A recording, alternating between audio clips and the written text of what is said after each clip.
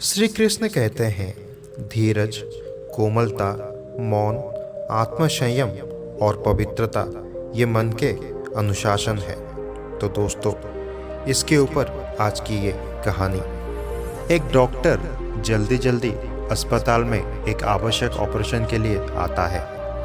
उसने अपने कपड़े बदलते हुए तुरंत ऑपरेशन ब्लॉक में चला जाता है।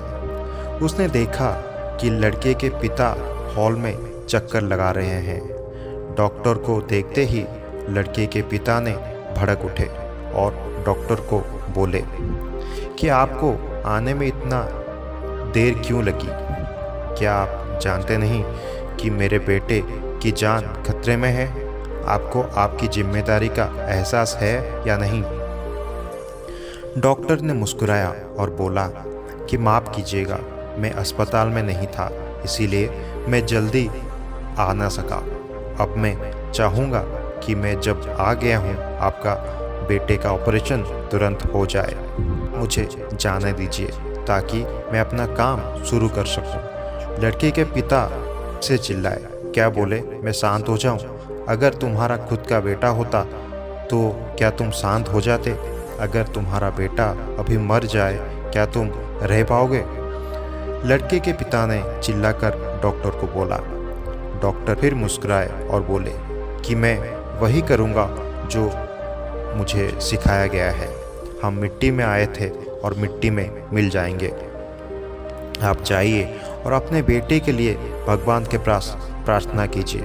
अगर भगवान की कृपा से हम अपनी तरफ से सबसे अच्छा करने की कोशिश करेंगे। उसके बाद लड़के का पिता बड़बड़ाया और बोला कि बहुत आसान है सलाह देना।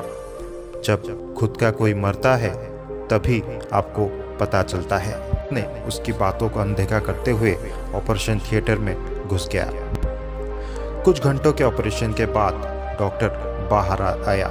तब हंसते हुए मुख से बोला कि शुक्र है कि आपका बेटा बच गया। और बिना पिता के कुछ कहने का इंतजार किए ही डॉक्टर ने वहां से चला गया और जाते जाते ये कह गया कि अगर आपको कुछ सवाल पूछने हैं तो पीछे नर्स आती है और नर्स से पूछ सकते हैं। डॉक्टर के पीछे पीछे नर्स आई। तब लड़के के पिता ने बोला कि ये इतना घमंडी क्यों है कि कुछ देर मेरे लिए रुक नहीं सकता, क्योंकि मैं अपने बेटे की हाल उनसे जान सकूं। तभी नर्स ने उत्तर दिया, कल उनके बेटे का एक रोड एक्सीडेंट में निधन हो गया है और उसका अंतिम क्रिया करने के लिए वो गए हुए थे। जब हम उन्हें कॉल किए तब ये वही अंतिम क्रिया कर रहे थे। आपके बेटे की बात सुनने के बाद वो तुरंत ही वहाँ से चले आए और सीधा ऑपरेशन करने के लिए आ गए थे। तभी वो लड़के की पिता को अपनी भूल का एहसास हुआ कि वो उस डॉक्टर को भला बुरा कहना बहुत ही गलत था।